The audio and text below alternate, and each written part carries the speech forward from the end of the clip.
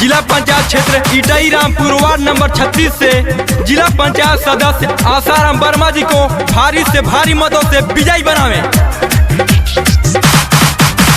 चारों तरफ बोला बाला बा आसाराम वर्मा के हाला बा, आसाराम वर्मा के हाला बा। चारों तरफ बोला बाला बा आसाराम वर्मा के हाला बा। सपना बाटे दिलवा में बसई है भैया आसाराम वर्मा के जीतई है भैया आसाराम वर्मा के जीतई है भैया। चारों तरफ बोला बाला बा आसाराम वर्मा के हाला बा। सपना बाटे दिलवा में बसई है भैया आसाराम वर्मा के जीतई है भैया आसाराम वर्मा के जीतई है भैया।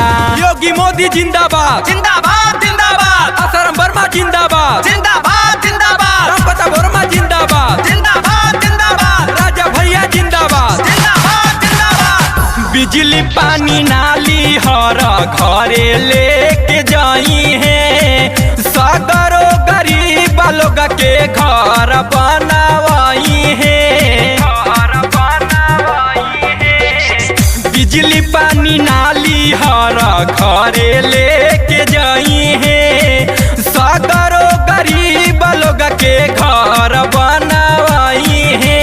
पगड़ी बकीर जीत के पहनाई है भैया आसाराम वर्मा के जीतई है भैया आसाराम वर्मा के जीतई है भैया आसाराम वर्मा के जीतई है भैया।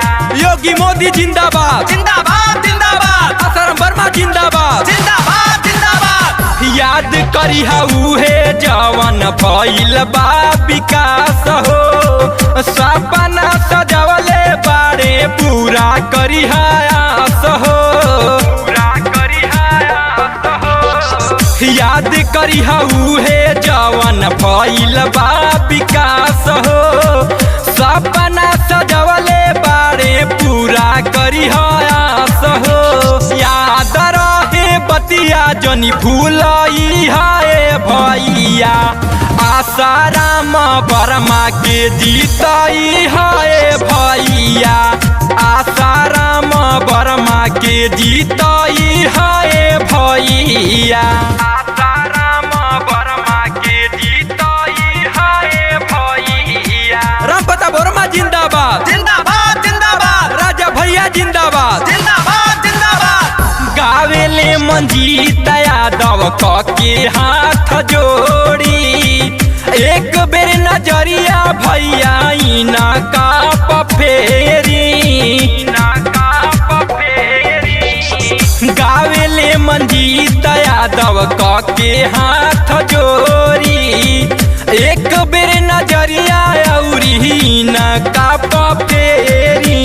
विजय तिलक आसाराम के लगई है भैया आसाराम वर्मा के जीतई है भैया आसाराम वर्मा के जीतई है भैया।